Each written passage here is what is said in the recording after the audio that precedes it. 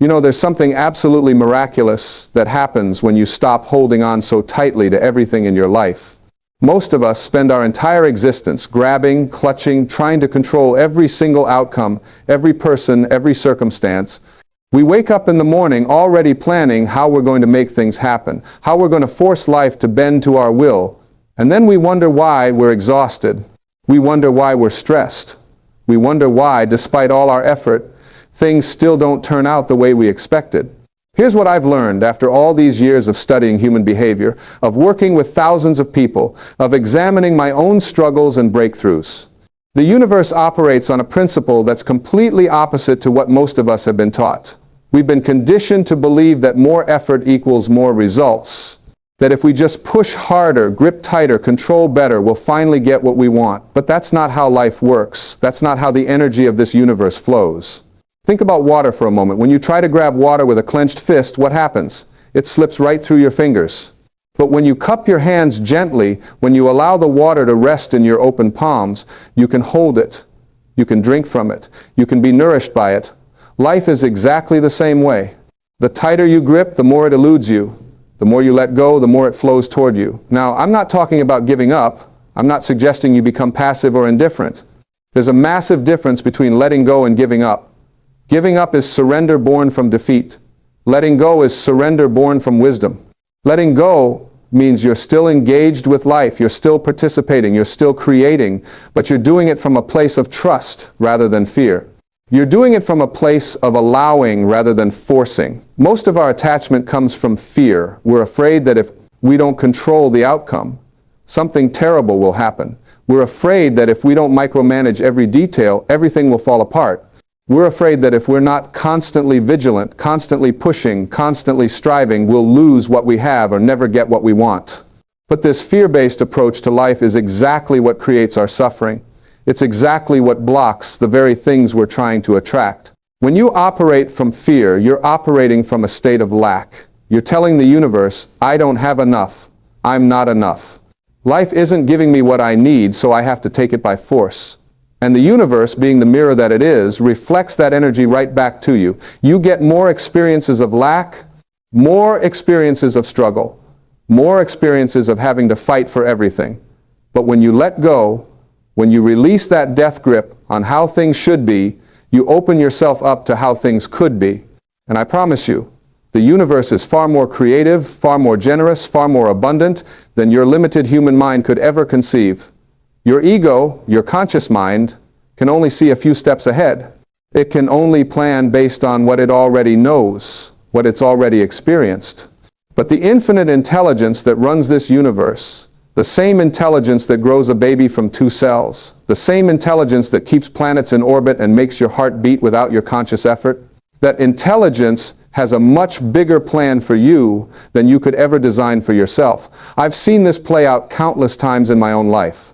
Every single time I've tried to force something to happen, I've either failed or succeeded in creating something that wasn't really aligned with my highest good.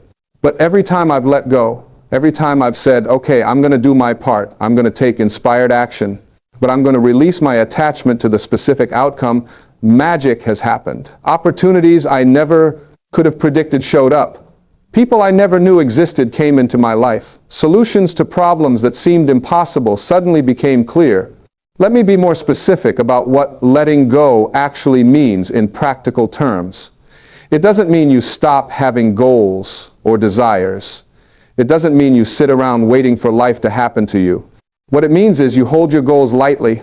You move toward them with enthusiasm and commitment, but you don't strangle them with your need for them to manifest in one specific way at one specific time. When you're attached to an outcome, you're saying, I know exactly how this needs to happen, when it needs to happen, and who needs to be involved. You've written the entire script in your head, and now you're upset when reality doesn't follow your screenplay. But when you let go of attachment, you're saying, I know what I want to create or experience, and I'm going to move in that direction, but I'm open to it showing up in ways I haven't even thought of. I'm open to it being even better than I imagined. I'm open to the timing being different than I planned if that serves my highest good. This is especially important when it comes to relationships. Oh, how we suffer in our relationships because of our attachments. We meet someone, And immediately our ego starts creating a story about who they should be, how they should behave, what they should give us. And then we spend the entire relationship trying to mold them into our preconceived idea instead of allowing them to be who they actually are. We try to change them, control them, fix them. And we're miserable because they keep being themselves instead of our fantasy version of them. Or we hold on to relationships that have clearly run their course because we're attached to how things used to be, or attached to our investment of time and energy, or attached to not being alone. We stay in situations that drain us, that diminish us, that prevent us from growing, all because we can't let go. We're so afraid of the empty space that would be left behind that we'd rather fill it with something that makes us unhappy than face the temporary discomfort of release. But here's what I want you to understand. When you let go of a person or situation that isn't serving you, you're not losing anything real.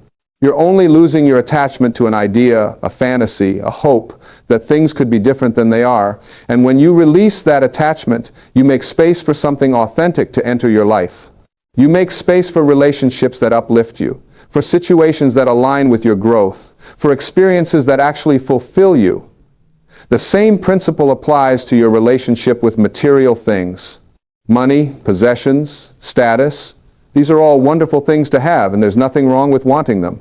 But when you're attached to them, when your sense of worth and security is tied to them, you become their slave.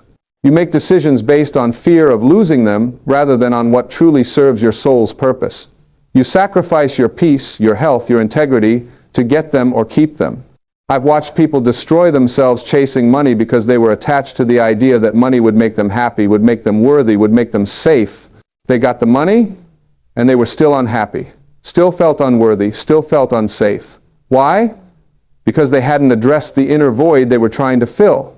They were looking outside themselves for something that could only be found within.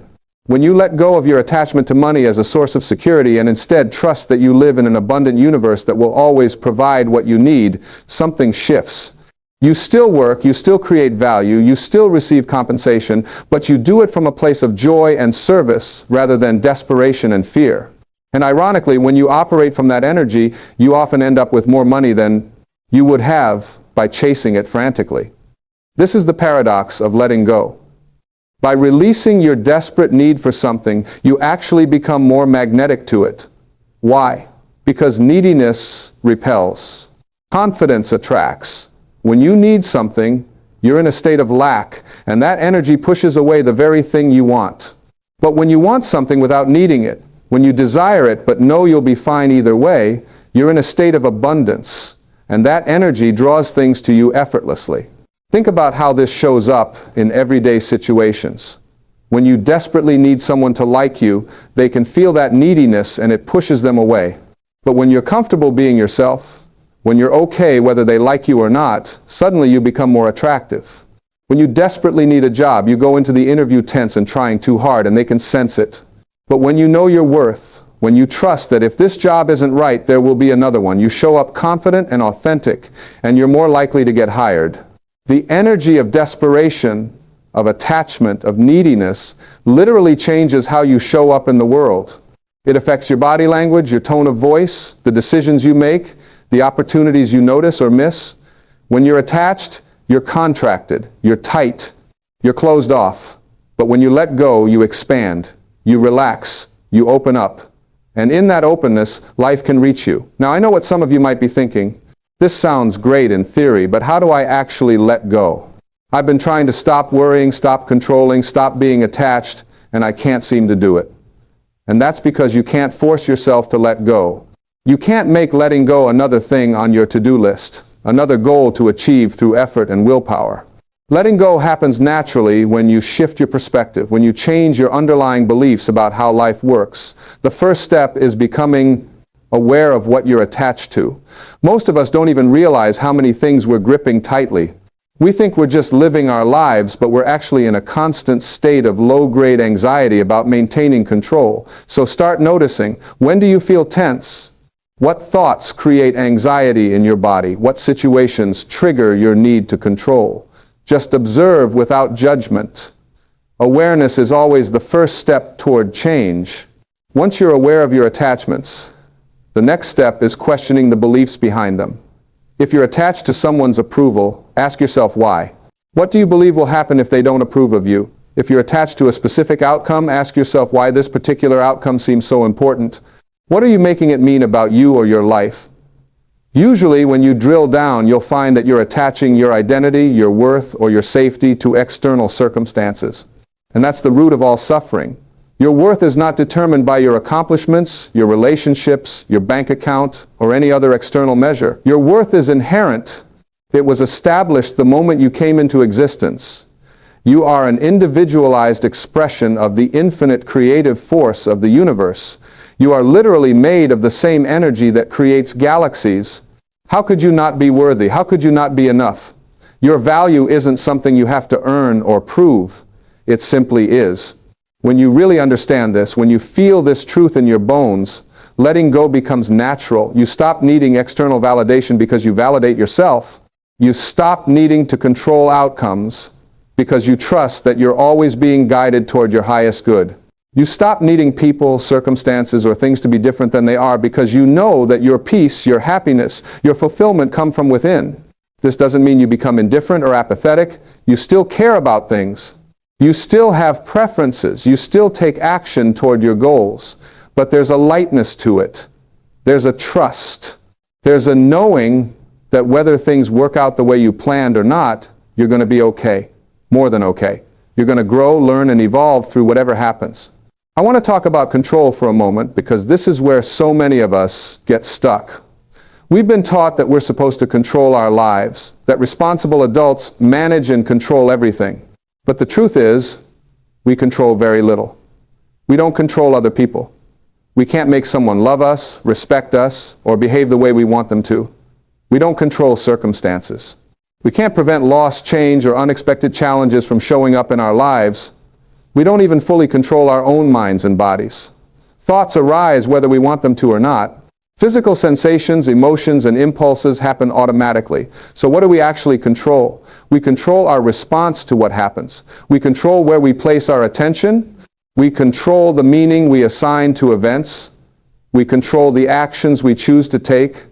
That's it. And that's enough. When you stop trying to control all the things you can't control and focus on the things you can, you become powerful. Not in a dominating way, but in an authentic, grounded way. Letting go of control doesn't mean nothing is in your hands. It means you're taking your hands off everything that was never yours to hold in the first place.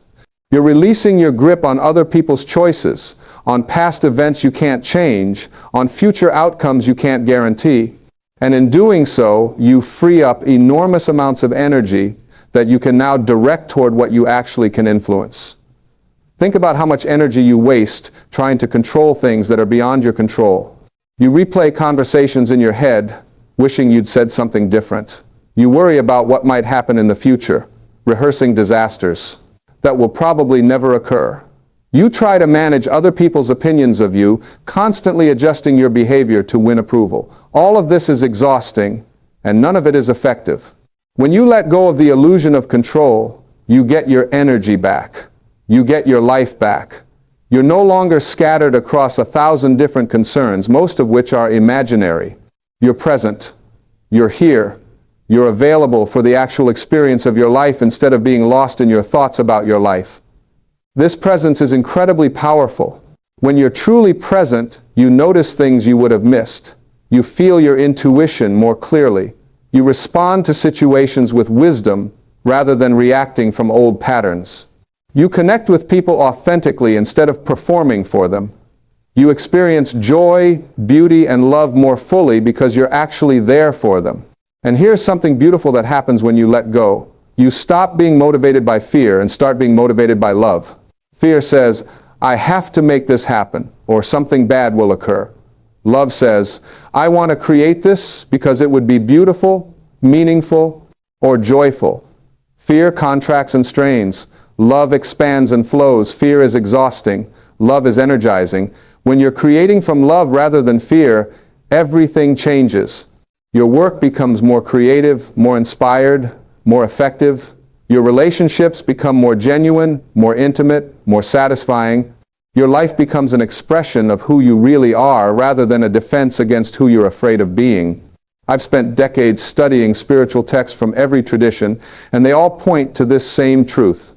Whether it's the Tao Te Ching talking about Wu Wei, effortless action, or the Bhagavad Gita discussing non-attachment to the fruits of action, or Jesus teaching about not worrying about tomorrow, or the Buddha explaining the cause of suffering, they're all saying the same thing. Attachment is the problem. Letting go is the solution. But these aren't just ancient teachings. Modern psychology has caught up with this wisdom. Research shows that people who are less attached to specific outcomes experience less stress, better mental health, more creativity, and often more success in achieving their goals. Why? Because they're not blocking the flow with their anxiety and rigidity. They're open to possibilities. They adapt more easily. They see opportunities that others miss because they're not fixated on one narrow path. Neuroscience has shown us that when we're anxious and controlling, our brain literally narrows its focus. We go into a stress response where we can only see threats and problems, but when we're relaxed and trusting, our brain opens up. We can see more options, make better decisions, and tap into our higher cognitive functions. Letting go isn't just spiritually wise, it's biologically smart.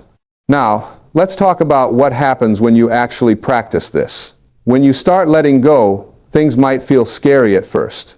Your ego is going to protest. It's going to tell you that if you don't stay in control, everything will fall apart. It's going to create fearful scenarios about all the terrible things that will happen if you release your grip. This is normal. Your ego's job is to keep you safe, and it thinks staying in control is how to do that. But you're not your ego. You're the awareness behind your thoughts. You're the infinite part of yourself that knows you're always safe because you're always connected to the source of all life. So when those fearful thoughts arise, you don't have to believe them. You can acknowledge them, thank your ego for trying to protect you, and then gently redirect your attention to trust. Trust is the antidote to control. When you trust that the universe is fundamentally benevolent, that it's always moving in the direction of greater life, growth, and love, you can relax. You can let go. You don't have to figure everything out. You don't have to make everything happen. You can do your part and trust that the universe will do its part. This trust develops over time as you test it out. You let go of something small and notice that not only did nothing terrible happen, but often something better showed up. You release control in a relationship and find that the relationship either improves or naturally ends, making space for a better one. You stop forcing a particular career path and find that a new opportunity emerges that's more aligned with who you really are. Each time you let go and see that you're supported, your trust grows. Eventually, you get to a place where letting go feels more natural than holding on, where trust feels more comfortable than control, where you actually prefer the experience of flowing with life rather than fighting against it. And this is when life really starts to give back to you, not because you've earned it or deserve it more than before, but because you've finally opened yourself up to receive it. You've removed the blocks. You've stopped pushing away abundance with your desperate grasping. You've become a clear channel for life to flow through you and to you. Things start showing up that you didn't even ask for. Synchronicities increase. You meet the right person at the right time. You hear about an opportunity just when you need it. You receive help from unexpected sources. Solutions appear for problems you were struggling with. It's not magic, although it can certainly feel magical. It's simply the natural result of aligning yourself with the flow of life rather than resisting it. The more you let go, the more you receive. But here's the beautiful twist. The more you receive, the less attached you become to receiving. You realize that the real treasure wasn't the things you received, but the person you became in the process of learning to let go. The peace, the freedom, the trust, the openness, the love. These inner riches are worth more than anything external you could ever acquire. When you reach this understanding, you become truly free. Free from the tyranny of your own desires. Free from the prison of other people's opinions. Free from the burden of trying to control an uncontrollable universe. And in that freedom, you can finally enjoy your life. Not someday when everything is perfect, but right now, with all its imperfections and uncertainties, you can appreciate what you have without clinging to it. You can work toward goals without your happiness, depending on achieving them. You can love people without needing them to complete you. You can face challenges without being destroyed by them. You can experience loss without losing yourself. You can embrace change without fear. This is what it means to truly live. Not to grip and control and force and manipulate, but to participate fully, respond authentically, create joyfully, and release peacefully. To show up with your whole heart while holding the outcome lightly. To care deeply while remaining unattached to results. Let me share something personal with you. For years, I held on to anger about my childhood. I resented my father for abandoning our family. I carried that resentment like a heavy stone, thinking somehow that my anger was punishing him. But the only person it was hurting was me.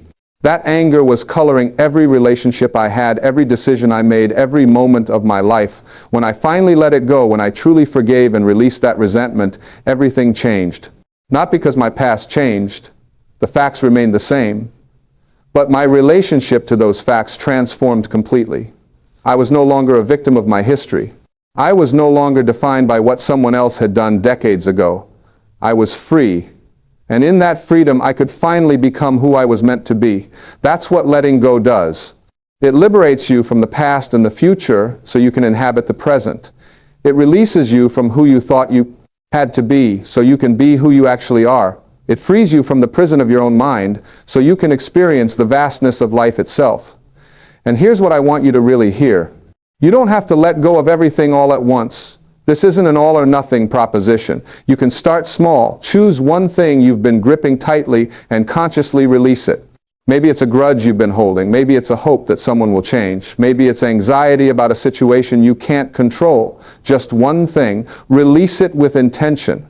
You might say to yourself, I choose to let this go. I release my grip on this outcome, this person, this need. I trust that whatever happens, I will be okay.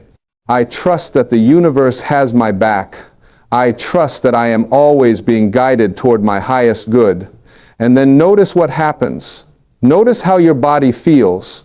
Notice the space that opens up. Notice what shows up in that space. Then, when you're ready, choose another thing to release, and another. Not because you have to, but because you want to. Because you've experienced the freedom and peace that comes from letting go.